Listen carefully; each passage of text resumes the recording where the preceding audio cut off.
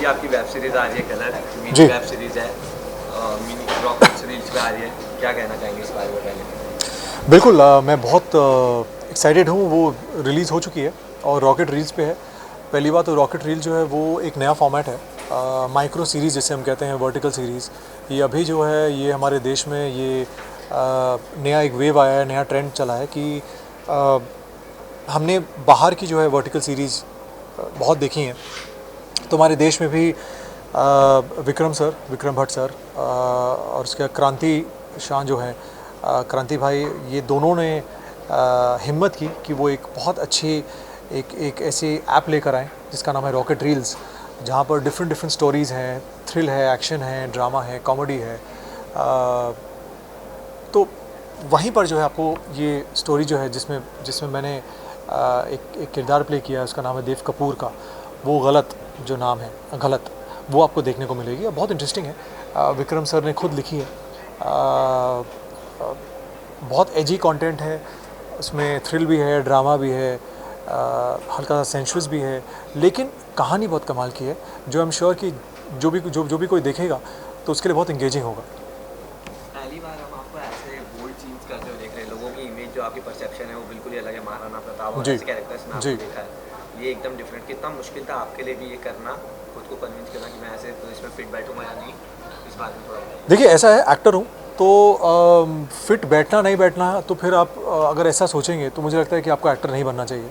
अगर कोई अभिनेता है तो उसे हर एक तरह का जो किरदार प्ले करना पड़ता है।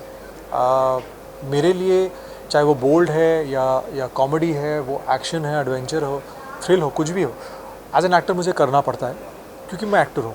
तो हर एक शेड्स में मुझे एक्सपीरियंस करना ज़रूरी है, अपने इमोशंस को समझना ज़रूरी है, उसे प्ले करना ज़रूरी है। तो ये जो किरदार है देव कपूर का, बहुत इंटरेस्टिंग है। जिन्होंने नहीं देखा है वो प्लीज़ देखिए, रॉकेट रील्स पे है। और एक एक एक 40 प्लस एक जो है एक आदमी है और एक 21-22 प्लस एक लड़की है। दोनों के बीच का एक रिलेशन है, एक इमोशनल जो कॉन्वर्सेशन होती है उनकी, और बहुत किस तरह दोनों के जो एक केमिस्ट्री बनती है। बहुत सारी चीज़ें होती हैं, ड्रामा भी होता है। तो वो अगर आप देखना चाहें, बहुत इंटरेस्टिंग है। तो वहाँ पे मुझे लगा कि नहीं यार, मतलब इसका हिस्सा मुझे बनना चाहिए। बहुत लोग जिन्होंने देखा है उन्होंने मुझे मैसेज किया है कि हाँ यार, ये मतलब बहुत इंटरेस्टिंग है। और कहीं ना कहीं कुछ लोगों ने इनडायरेक्टली मुझे कहा कि यार ऐसा मैंने एक्सपीरियंस किया है। तो एक रिलेटेबिलिटी है, कनेक्टिविटी है। आप कहीं ना कोई हो सकता है कनेक्ट करे किसी ना किसी तरह से। So I think as an actor अगर कोई कनेक्ट करता है आपकी कहानी से, आपके किरदार से, तो आई थिंक ये एक एक्टर के लिए बहुत अच्छी फीलिंग होती है। मेरे लिए पर्सनली बहुत अच्छा एक्सपीरियंस रहा। विक्रम भट्ट सर के साथ काम करने का बहुत अमेजिंग एक्सपीरियंस रहा। मेरे जो डायरेक्टर हैं शादाब खान, उनके साथ मेरा काम करने का एक्सपीरियंस बहुत अमेजिंग रहा। I think one of the best film makers that we have today, I think Shadab भाई। तो ओवरऑल जो पूरी टीम थी बहुत मज़ेदार थी।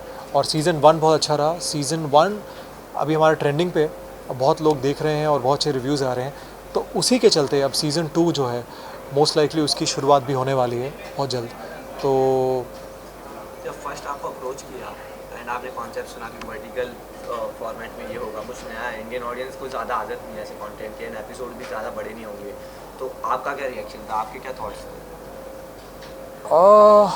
देखिए, ऐसा है, वर्टिकल सीरीज़ है तो मुझे लगता है कि आज के टाइम पे ना हमारी जो अटेंशन स्पैन जो है बहुत कम हो गया है।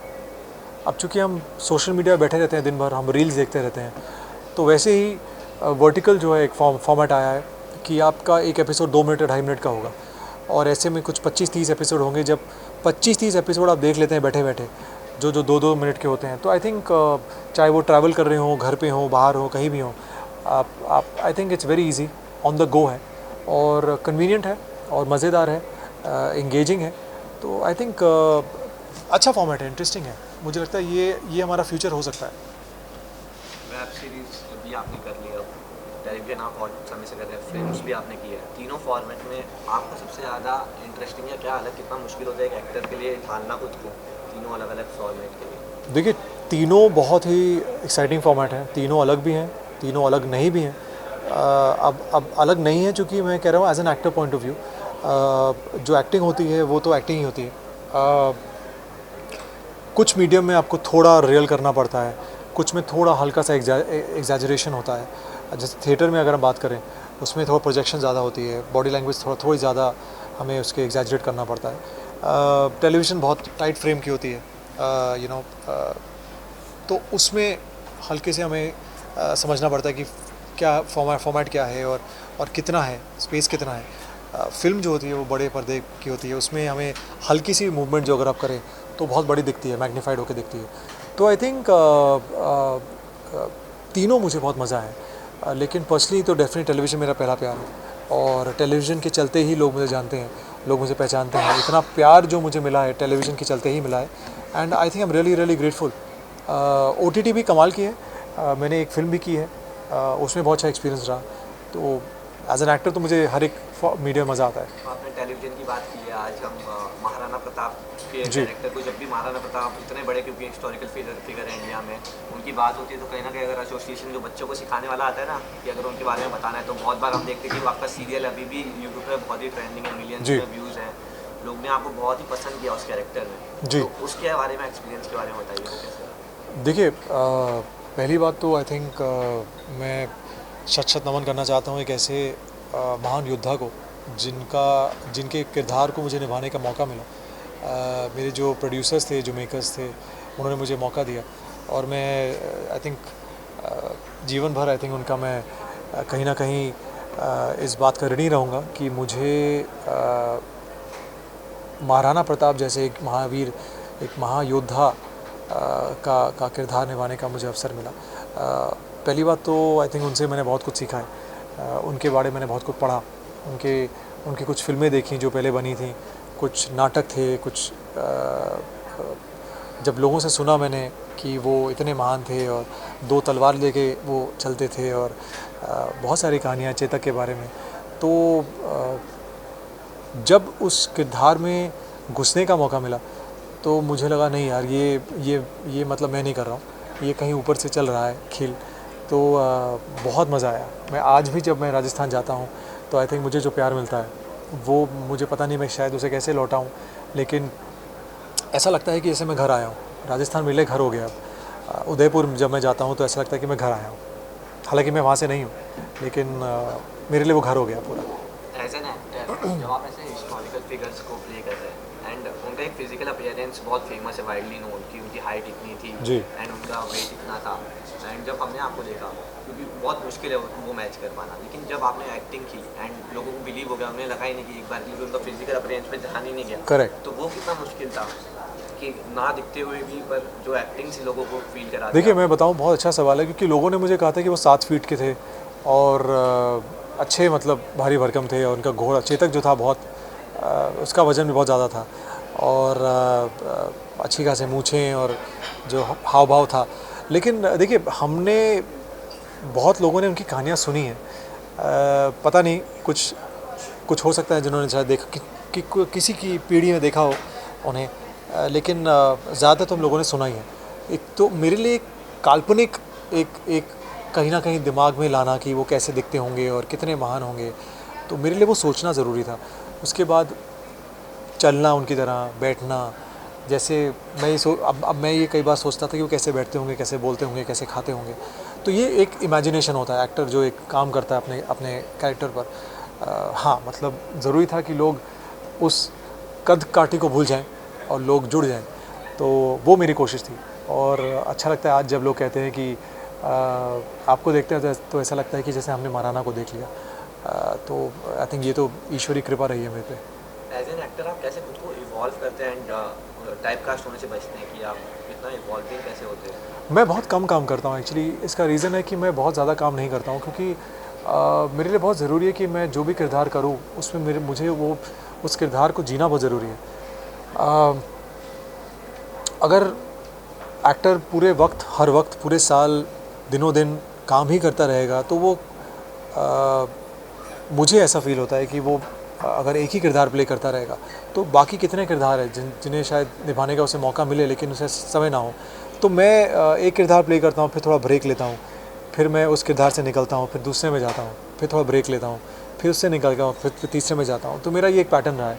महाराणा प्रताप के बाद भी मैंने कुछ टाइम का ब्रेक लिया, फिर मैंने कसम किया, फिर कसम का मैं थोड़ा ब्रेक लिया, फिर मैंने नागिन किया, फिर उसके ब्रेक लिया, फिर मैंने मुस्कान किया, फिर मैंने ब्रेक लिया, फिर मैंने विद्रोही किया, बख्शी जगबंधु का जो किरदार था।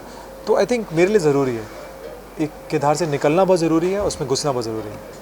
आपको 15 साल से भी ज़्यादा हो गए इस इंडस्ट्री में जी। तो आपने कैसे बदलाव देखा एज ऑडियंस का भी perspective towards you and industry भी इन जनरल 15 साल में कितनी बदली है? बहुत बदली है I think industry. I think television जब मैंने शुरुआत की थी 2006 में, टेलीविज़न में कंपटीशन इतना नहीं था, अब बहुत ज़्यादा कंपटीशन आ गया। उस टाइम शोज़ की लॉन्जिविटी ज़्यादा थी, शो चलते थे 2 साल 3 साल 5 साल 6 साल। अब जो सुनने में आता है कि 2 महीने 3 महीने 6 महीने साल भर, तो वो ख़राब लगता है क्योंकि आप बहुत मेहनत करते हैं, पूरी टीम मेहनत करती है, और जब शो नहीं चले तो पूरी टीम को कहीं ना कहीं बहुत मायूस हो जाती है। टेक्निकली डेफिनेटली और इम्प्रूव हो गया है, एडवांस हो गया है। मेकर्स बहुत अच्छे आए हैं अभी, बहुत यंग मेकर्स आए हैं, क्रिएटिव माइंड्स अच्छे आए हैं, बहुत अच्छे एक्टर्स आए हैं बहुत। तो आई थिंक उस अगर तरीके से देखें, अगर आप उस एंगल से देखें तो आई थिंक नया टैलेंट आया और बहुत जोश वाला टैलेंट आया, मतलब बहुत ही उनमें एक जज्बा है अच्छा काम करने का। पहले भी था, पहले भी बहुत अच्छे लोग थे। अब जो है यंग टैलेंट वो बहुत कम्पिटिटिव हो गया है कि आपने अच्छा किया तो मैं आपसे अच्छा करूँगा और ज़्यादा। तो वो एक जो होता है ना, एक जज्बा कि हर वक्त बेटर करने का, अब मुझे लगता है ज़्यादा है। जैसे आपने कहा लॉन्गिविटी अब सीरियल्स की उसकी इतनी ज़्यादा रही नहीं, तो आपको क्या लगता है कि ये एक रीज़न क्योंकि कंटेंट बहुत ज़्यादा हो गया है एंड अब जो पहले ऑप्शंस थे उससे कई ज़्यादा ऑप्शन लोगों के पास है, इसकी वजह से कहीं ना कहीं लोग अब उतना ज़्यादा पसंद नहीं करते एक सीरियल या एक चीज़ को देखना, और ज़्यादा मुश्किल हो गया as a maker and actor कि लोगों को आप कनेक्ट करके रखें, एंगेज करके रखें अपने टॉपिक से एंड अपनी स्टोरी से। मतलब किस सेंस में? इस सेंस में कि ताकि लोग ज़्यादा टाइम तक उससे कनेक्टेड रहे, बोर ना हो जाए आपके कैरेक्टर एंड आपकी स्टोरीज से। जैसे सीरियल्स थे पहले 5 जी, साल 6 जी, साल चलते थे, जी। अब वहाँ उतना लॉन्गिविटी चलती नहीं। हाँ, तो कंटेंट्स देखिए कंटेंट कहीं ना कहीं मुझे लगता है कि ऑब्वियसली रिस्पॉन्सिबल है। मुझे लगता है पहले कंटेंट बहुत इंटरेस्टिंग था, एक्साइटिंग था, इंगेजिंग था। मतलब अगर हम 10 शो उठाएं एवरेज में, 10 टीवी शोज़ 2005 6 7 8 के आसपास, अर्ली 2000, तो 10 में से सक्सेस रेशियो 6-7 का होता था।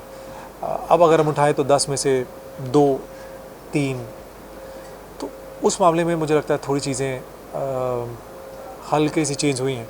लेकिन टीवी तो टीवी है, और टीवी मुझे लगता नहीं कभी भी जो टीवी का जो टीवी एक्टर्स को जो लोग प्यार देते हैं वो मुझे लगता है जीवन रहेगा। मुझे टीवी किए हुए कुछ 3-3.5 साल हो गए हैं, लेकिन आज भी मैं टीवी को बहुत मिस करता हूँ। मैं वेट करता हूँ कि कोई मुझे बोले कि ऐसा किरदार है, आप करो ना प्लीज़, क्योंकि मेरा मन करता है कुछ इंटरेस्टिंग प्ले करो और कुछ एक्साइटिंग हो जो शायद लोगों ने पहले कभी मुझे नहीं देखा हो जिस रूप में। क्योंकि मैंने अब तक कुछ 6-7 शो किए हैं अब तक सिर्फ 15 16 18 सालों में, और लकीली हर एक किरदार बहुत अलग रहा है।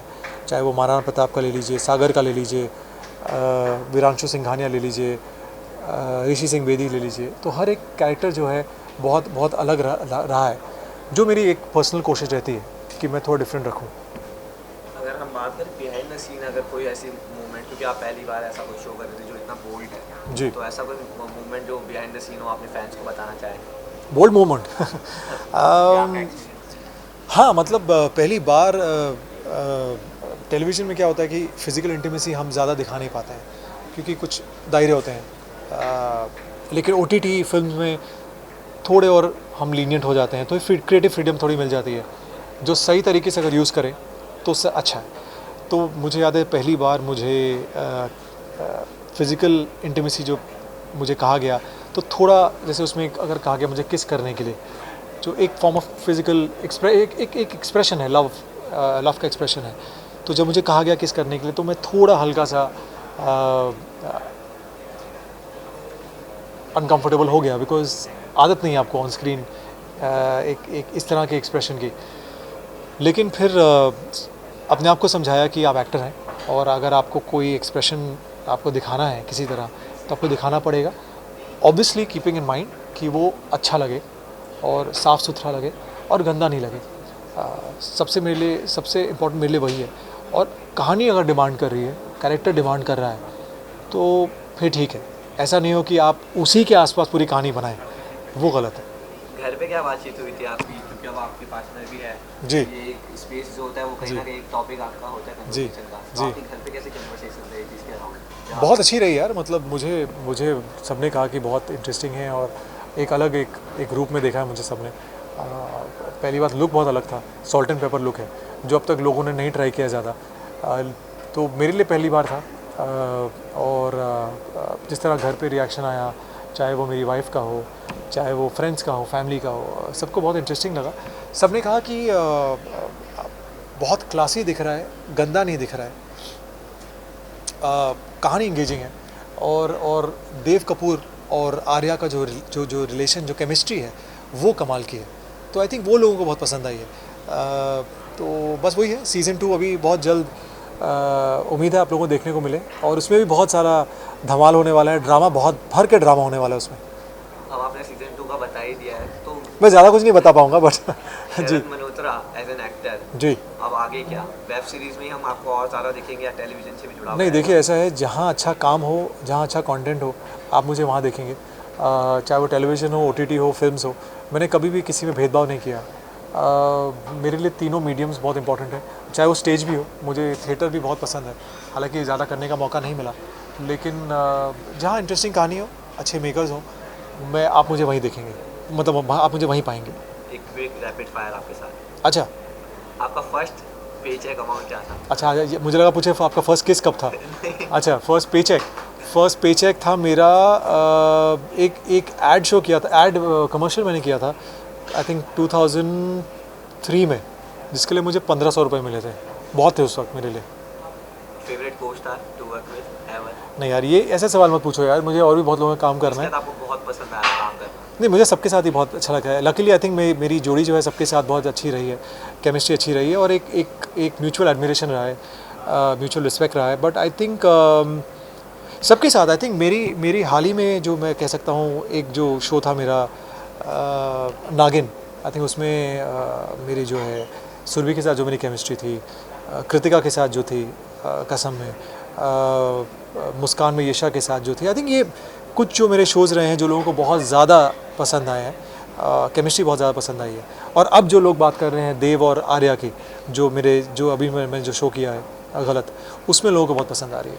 आपके फैंस आपके बारे में कोई ऐसी चीज़ जो जानते नहीं हो बताना? सब जानते हैं यार, मैं खुली किताब हूँ, सब जानते हैं वो मेरे बारे में। One thing they don't know is what I am doing next. Coffee या tea? Coffee. Coffee. If not actor what you would be? Maybe I would have been a sportsman. Sportsman. Favourite cricketer? Cricketer definitely यार, cricket तो यार मतलब एक religion है हमारे यहाँ पे। Favourite cricketer Sachin sir. Sachin sir. Dream holiday destination? तीनों। ड्रीम ड्रीम हॉलीडे डेस्टिनेशन, वैसे तो मुझे मेरा देश बहुत ज़्यादा पसंद है, तो आई थिंक यहाँ की अगर बात करूँ तो कश्मीर, जो वाकई स्वर्ग है। और अगर मैं बाहर विदेश की बात करूं तो आई थिंक बहुत सारी जगह है यार। I think Switzerland. Dream director to work with? Sanjay Leela Bhansali, Sanjay sir. One last thing जो आपने बिंज वॉच की हो? मैंने एक शो आया था, मैंने देखा था कोविड के टाइम पे, मनी हाइस्ट, वो मैंने शो बहुत बिंज वॉच किया था, और पागल हो गए थे हम वो शो को देख के। और याद है मैंने एक ट्यून थी वहाँ पे बेला चाव की, वो मैंने बजाई थी, वो मैंने पोस्ट किया था इंस्टा पे कोविड के टाइम पे, जो लोगों को आई थिंक बहुत पसंद आई थी। वो रील आई थिंक कुछ वायरल भी हुई थी मेरी, तो गिटार बजाते हुए, तो वो एक थी। और अब मैंने ऑब्वियसली बिंज वॉच किया अपना शो गलत, जो रॉकेट रील्स पे है। One word for your friends use to describe you? आपके दोस्त ऐसा कोई वर्ड जो आपको डिस्क्राइब करने के लिए यूज़ करें? मेरे दोस्त? हाँ, अगर आपके बारे में बताना चाहे तो। मूडी, हद से ज़्यादा। आई थिंक मेरी PR टीम ही जानती है मैं बहुत मूडी हूँ। Done, thank you so much, thank you यार।